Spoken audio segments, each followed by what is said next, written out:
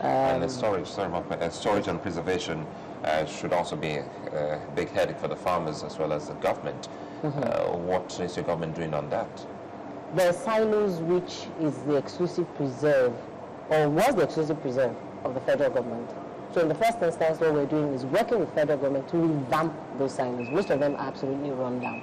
And then there's the new one springing up. As I speak to you, there's a 25,000 metric ton silo springing up in Ikene, of course, at the expense of the federal government.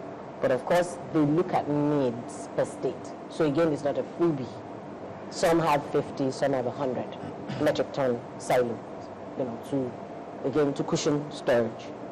As a state government, what we are doing is, you cannot, unfortunately, do your wish list. You cannot execute on your wish list because, again, it's all cost intensive. So we are looking to partner with the private sector, people who are interested in bringing silos into the state. We will link them.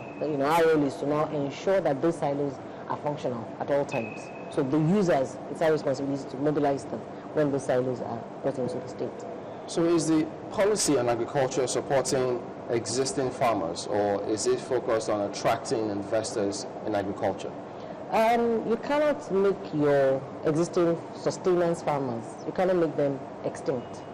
You must always create policies around them. And that's why we're working with the likes of International Fund for Agri Development, IFAD. And thankfully, the country director will be here at this forum. She's speaking tomorrow. Their sole focus is on smallholder farmers, 5 hectares and below. Okay? What they do is they put them in clusters, they encourage them, give them seeds, give them seedlings. I'm not saying for free, but they open up land for them, but they work with the state government because they don't know who these people are. So our job is to capture the data for all these people and ensure that whatever resources that the likes of IFAD are deploying gets to the farmers. So we do not want our farmers to become extinct. We encourage them, we keep working with them. We bought equipment, not for the big-time farmers. If I give my equipment, the little number of them that I have, to the big-time farmers, the smallholder farmers will never see them in the course of any planting season. So it's solely for that crop of farmers, the smallholders. So are you striking a balance, because both kinds of farmers, yes, both the subsistence and mechanized farmers, they all have their advantages? Absolutely. The big-time farmers, you find out that what they really want, what they're in dire need of is land. That's from my experience. They mostly want land. Sometimes they ask you to clear, but like I said, if I have people with 1 acre, 1 hectare, looking for my equipment, I know how long it takes to clear. I can only clear 1 hectare in a day, given the sort of equipment that I have. If I'm clearing 500 hectares, 500 days, that's somebody locking down my equipment throughout the year. So what we do to support such, we assist them with improved seedlings and cuttings, best varieties, because our role is to interface with the likes of NIHOT and RITA, get the best, plant them, and then we call them multiplication farms, and then we in turn hand these over to the different sets of farmers. So, if I wanted to get land for agricultural purposes, how long will it take me? And the CFO as well? On the average, it will take you anything between 3 to 6 months. I say that advisedly because there's a process to it. You apply to us, you submit the relevant papers, which is essentially the biggest part of it is your feasibility. And I found that a lot of Nigerians don't like doing that. They say by feasibility, you just go and replicate. But the truth is, you must convince the team that's processing your application on the fact that it's a genuine need. So the committee sits. There's a committee called the Agricultural Land Allocation Committee, which I chair. It has the Surveyor General, has the Attorney General. Those are the people that sit on it. So we consider your application. If you merit it, maybe you're asking for 50 hectares. If we think you can't use the 50 hectares, at a go, we'll probably say to you 10 to 20, room for expansion, But ultimately, whatever we do, His Excellency has to sign off on it. So from our committee, when I do my report, we submit it to the governor. Of course, it falls among the pile of a lot of papers, so you have to push until it comes out. So that's why sometimes it takes a little longer. But what it does is it also calls me, sits down with me. We work through each individual list every time we submit. And then it takes a position. And once that's done, we write to you that this is it. You have your land. It's interesting that you said, when you talked about what you're doing for smallholder farmers? Because I also remember you saying something about when investors do come in, you know, if you're giving them land that's already been occupied by smallholder farmers, then they have to pay compensation. I'm just wondering, at what point do you decide that, you know, this land can be given to big-time investors? Because if, from what the earlier respondent said, about 32% of your land has been occupied out of about 70% of cultivable land, you shouldn't run out of land, should you? No, we won't run out of land. Issue is, you're from Lagos. You come in now to me and say, I want to farm in Ogun State.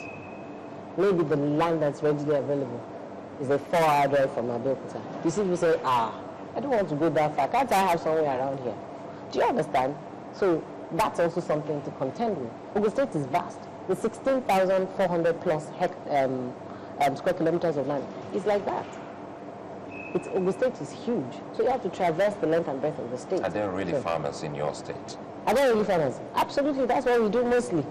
We're an agrarian society. We do have a lot of farmers. Data captured recently, working with the federal government, registered, which I would say is a fraction of what we have, and registered because those were the ones we could reach out to within the time frame given to us by federal. I think we have close to 200,000. Are you also targeting young people? You have a University of Agriculture here. Yes, we are. We have youth empowerment programs that we're doing, and this is no cliche. We have a model farm estate where these farmers reside. They do poultry production, they do fishery, they cultivate crops, and now I'm adding greenhouses to what they're doing.